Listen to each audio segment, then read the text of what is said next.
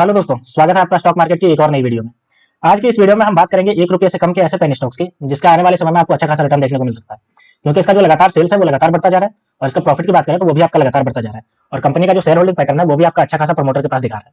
तो इसी के बारे में हम बात करेंगे और इसके पूरे फाइनेंशियल को डेटा को समझेंगे, साथ ही इसके पूरा फंडामेंटल को समझेंगे और देखेंगे कि ये कंपनी जो है वो कौन से फील्ड में काम कर रही है और इसके पूरे बिजनेस को समझेंगे। तो दोस्तों चलिए वीडियो शुरू करते हैं।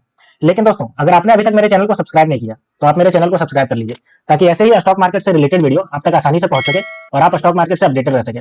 साथ ही दोस्तों, मैंने चैनल पे बहुत ऐसे पेनी स्टॉक्स के रिलेटेड वीडियो डाल रखे हैं, तो आप वो सब भी जाकर देख सकते हैं अगर आपने अभी तक वो सब नहीं देखा, क्योंकि उसमें भी मैंने बहुत ही ऐसे पेनी स्टॉक्स के बारे में बताया जो बहुत ही ज्यादा पोटेंशियल रखते हैं कि आने वाले समय में आपको बहुत ही अच्छा खासा रिटर्न दे सकते हैं। तो चलिए दोस्तों वीडियो शुरू करते हैं। तो दोस्तों आज हम बात करते हैं इस पेनी स्टॉक्स की जिसका प्राइस अभी आपको देखिए 93 पैसा पे चल रहा है।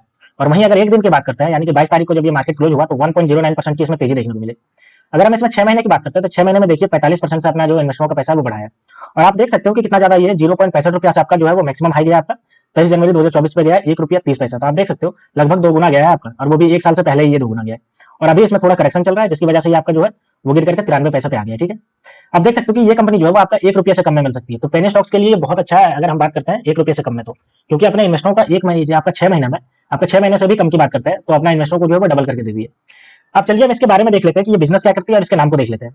तो ये हम कंपनी के साइड पे आ गए। तो देखिए ये जो कंपनी है वो आपकी green Crest financial service limited. अब इसमें फाइनेंशियल सर्विस लिमिटेड नाम जुड़ा हुआ है तो जाहिर सी बात है कि ये आपका फाइनेंशियल सर्विस प्रोवाइड करती होगी। तो चलिए हम देखते हैं भाई कंपनी के बारे में पूरा डेटा देख लेते हैं कि कंपनी किस बारे में है। तो देखिए, welcome to Green Crest service limited इसने लिख रखा है। अब चलिए इसके बारे में थोड़ा देख लेते हैं। देखिए, the our company is one of the RBI registered non banking deposit taking NBFC, यानी कि non banking finance company, and it is into the business of NBFC activities as well as investing its surplus fund into share and security. ये आपका देखिए RBI के साथ जो है वो रजिस्टर्ड है नॉन बैंकिंग फाइनेंस कंपनी के रूप में। ठीक है, और ये अपना जो है वो एनबीएफसी एक्टिविटी के साथ साथ आपका जो है वो आपका शेयर में और सिक्योरिटी में आपका जो है वो सरप्लस फंड लगाने का भी काम करती है। तो आप देख सकते हो यहाँ पे इसने छोटा इंट्रोडक्शन दे रखा है अपनी कंपनी के बारे में कि आपकी जो है वो नॉन बैंकिंग फाइनेंस कंपनी है, साथ ही इसका जो है वो शेयर और सिक्योरिटी में भी आपका ट्रेड करने का काम करती है। अब चलिए कंपनी के और बारे में देख लेते हैं, इसके अबाउट अस में जाकर के देख लेते हैं पूरे बारे में। तो ये हम इसके अबाउट अस सेक्शन में आ गए। तो चलिए देखते हैं, welcome to Green Crest financial service limited. चलिए देखिए, MS Green Crest Financial Service Limited has been incorporated on 15 February 1993 and previously name of company was Mr. Marigold glass industries limited. पहले इसका नाम था वो Mrs marigold industry class limited था, लेकिन अब जो हो गया वो आपका green Crest financial service limited हो गया। ठीक है, The company has changed its name to Mrs. Greencrest Financial Service Limited as per approval received from the ROC Kolkata with a certification of change of the name date 25 मई 2013, यानी कि 25 मई 2013 को इसने अपना नाम चेंज करवाया। Even BSE and the RBI has approved the change name in the company, यानी कि BSE और RBI ने इसका नेम चेंजिंग को अप्रूव कर दिया। Our company is listed on BSE and Calcutta stock exchange. देखिए, वैसे तो देश में बहुत सारे स्टॉक एक्सचेंज है, लेकिन जो तो दो इंपॉर्टेंट है वो है आपके NSE और BSE, क्योंकि ये दोनों फेमस है।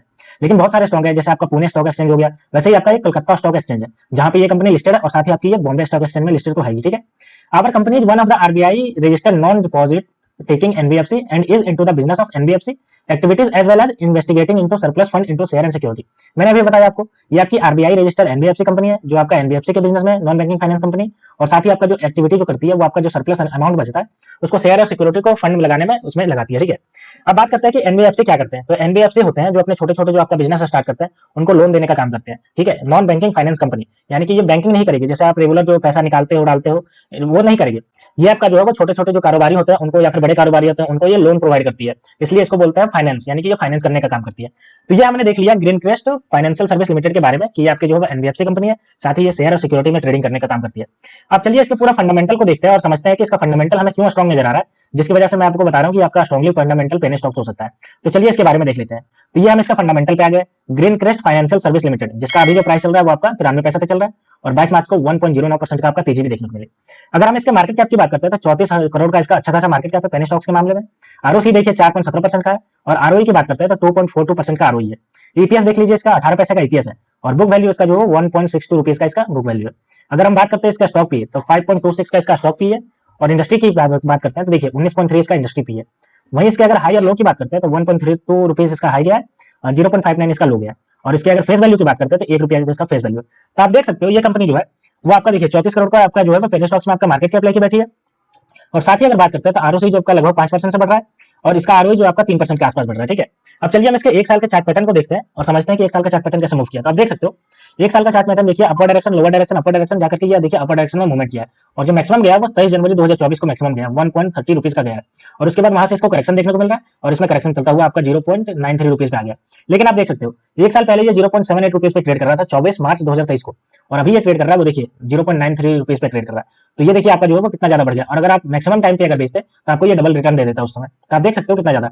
अब चलिए हम देखते हैं इसके फाइनेंशियल कंडीशन को, इसके क्वार्टरली रिजल्ट को देखते हैं और समझते हैं कि इसका क्वार्टरली रिजल्ट कैसा है। तो ये हमारे पास देखिए आ गया क्वार्टरली रिजल्ट। तो चलिए एक करके देखते हैं। तो सबसे पहले देखते हैं कि कंपनी का सेल्स का क्या पोजीशन है, सेल्स इसका बढ़ रहा है कि नहीं बढ़ रहा है। तो देखिए इसका सेल्स में जो है वो लगातार आपको दिख रहा होगा, लगातार इसका बढ़ता जा रहा है सेल्स। 2020 में आपका देखिए जब कोरोना काल चल रहा था तो 0.75 करोड़ था इसका, जो आपका 2023 में आपका 10.87 करोड़ हो गया, और अगर दिसंबर 2023 की बात करते हैं तो देखिए 17.12 करोड़ हो गया। तो आप देख सकते हो कि सेल्स इसका जो है लगातार बढ़ता जा रहा है, जो कि आपका बहुत ही पॉजिटिव साइन है, और आप दिसंबर 2020 से लेकर के दिसंबर 2023 तक लगातार बढ़ता जा रहा है। अगर हम इसके ऑपरेटिंग प्रॉफिट की ही बात कर लेते हैं तो देखिए ऑपरेटिंग प्रॉफिट भी आपका बढ़ रहा है। आपका जो दिसंबर 2020 में 0.66 करोड़ था, वहीं आपका देखिए मार्च 2023 में आपका नेगेटिव में गया, लेकिन उसके बाद फिर देखिए जून 2023 से आपका लगातार जो है वो बढ़ते क्रम में। अगर ऑपरेटिंग प्रॉफिट मार्जिन की बात करते हैं तो आप देखिए पहले नेगेटिव में चल रहा था, देखिए यहां से लेकर के 2021 मार्च से लेकर के आपका देखिए मार्च 2023 तक नेगेटिव में है लगभग, और उसके बाद देखिए जून 2023 से आपका बढ़ना स्टार्ट हुआ, जो कि आपका पॉजिटिव है। अब इसके अगर नेट प्रॉफिट की बात करते हैं तो ये भी देख लीजिए, नेट प्रॉफिट भी इसका देखिए मार्च 2023 में ये नेगेटिव बुक किया था, 1.66 करोड़ का लॉस में था, लेकिन उसके बाद से देखिए ये पॉजिटिवली बढ़ता जा रहा है। ठीक है, और सितंबर 2023 में इसने तो 5.52 करोड़ का पॉजिटिव भी किया था, जो कि सबसे हाई है। तो आप देख सकते हो कि नेट प्रॉफिट भी इसका जो है वो पॉजिटिव आ चुका है। तो ओवरऑल इसके अगर क्वार्टरली रिजल्ट की बात करें तो सेल्स बढ़ता जा रहा है, जो कि बहुत ही ज्यादा पॉजिटिव साइन दिखाता है। जब किसी कंपनी का अगर सेल्स बढ़ेगा तभी उसका बिजनेस बढ़ेगा, प्रॉफिट बढ़ेगा, तो सेल्स इसका जो बढ़ रहा है वो बहुत ही ज्यादा पॉजिटिव साइन है। अब चलिए हम इसका ईयर ऑन बेसिस पे देख लेते हैं प्रॉफिट एंड लॉस स्टेटमेंट को। तो ये हमारे पास ईयर ऑन बेसिस पे आ गया, तो चलिए देखते हैं। तो सबसे पहले हम देखते हैं सेल्स को, सेल्स बढ़ रहा है कि नहीं बढ़ रहा है। तो देखिए भाई साहब सेल्स तो इसका बढ़ रहा है। 12 में आपका देखिए 3.62 करोड़ था, वहीं आपका देखिए 19 में आपका 57.37 करोड़ था, वहीं आपका देखिए 20 में कोरोना काल की वजह से पूरा हिट हुआ है मार्केट, और आपका देखिए उसके बाद यहाँ से बढ़ना स्टार्ट हुआ है। तो जाहिर सी बात है कोरोना में जितने भी कंपनियां थे सबके आपके मार्केट हिट हुए थे और सबका प्राइस ऐसे ही गिरा था। तो 20 अगर 21 में देखिए आपका 3.65 3.81 करोड़ था, जो कि आपका बहुत कम है, और उसके बाद 22 से बढ़ना स्टार्ट हुआ और फिर से आपका लास्ट में ट्रेवलिंग 12 मंथ में 48.32 करोड़ पहुंच गया। अगर हम इसके बात करते हैं ऑपरेटिंग प्रॉफिट की, तो ऑपरेटिंग प्रॉफिट भी आपका देखिए जो है लगातार बढ़ते क्रम में। कोरोना काल में इसका देखिए ये भी आपका हिट हुआ है। आपका देखिए मार्च 2019 में आपकी बात करें तो 1.13 करोड़ था, लेकिन कोरोना आने की वजह से 20 में और 21 में देखिए आपका 0.63 और 0.69 करोड़ था। लेकिन मार्च 2022 की बात से ये देखिए लगातार बढ़ते क्रम में, और आपका देखिए ट्रेवलिंग 12 मंथ में 8.15 करोड़ है। अगर हम बात करते हैं नेट प्रॉफिट की, तो नेट प्रॉफिट भी देखिए इसका वैसे ही परफॉर्म किया जैसे ऑपरेटिंग प्रॉफिट किया है। इसका देखिए कोरोना काल में आने की वजह से आपका देखिए यहाँ पे आपको घटता हुआ नजर आ रहा है। देखिए यहाँ पे आपका मार्च 2019 में 0.73 करोड़ था, लेकिन आपका देखिए कोरोना काल आया 20 में तो आपका 0.45 और 0.48 करोड़ हो गया। लेकिन उसके बाद से देखिए लगातार बढ़ते जा रहा है, ट्रेवलिंग 12 मंथ में आपका 6.46 करोड़ हो गया। तो ये भी आपका पॉजिटिव साइन जनरेट कर रहा है। अब चलिए हम इसका परसेंटेज ग्रोथ को देखते हैं कि परसेंटेज ग्रोथ कैसा है।